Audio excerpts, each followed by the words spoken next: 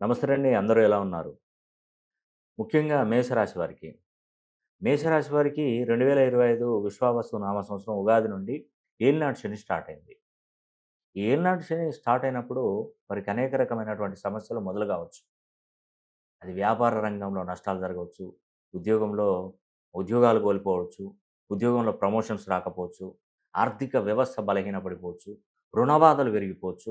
ఇలా 7.5 సంవత్సరాల ప్రభావం అనేది కూడా ఉంటదండి. ఇలా చెప్తున్నానని నెగెటివ్‌గా అనుకోని మీరు బాధపడి నన్ను బాధ పెట్టకండి. నిజం చెప్తున్నా అండి. ప్రతి సమస్యకు పరిష్కారం ఉంటది. ఉండదండి? ఉంటది. కంపల్సరీ ఉంటది. మనం వెతకక. ఒక వస్తువు పాడైపోయింది. మన ఇంట్లో టీవీలో, ఫ్రిడ్జో ఏదో ఒకటి ఒక వస్తువు పోయింది దానిలో. ఒక 2 దిక్కుల ఈ వస్తువు దొరుకుతుందంటే లేదన్నాడనుకో డిసప్పాయింట్ అయితాం. అబ్బా! ఇది దొరకదు కావచ్చు ఇగ ఫ్రిడ్జ్‌నే మార్చేద్దాం అనుకుంటాం. కానీ దృష్టి పెట్టి, మనస్సు లగ్నం పెట్టి, ఒకటికి 10 సార్లు వెతకండి. సమస్యకు పరిష్కారం ఎందుకు దొరకదండి?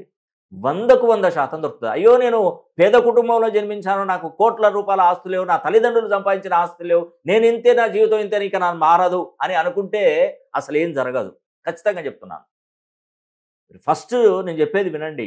మేషరాశి వారికి ఏలినాటి శని నడుస్తుంది కాబట్టి ఒక్కసారి మీ పేరులో బలాన్ని పెంచుకొని నేను చెప్పేటువంటి చిన్న చిన్న రెమెడీస్‌ని పాటించి చూడండి.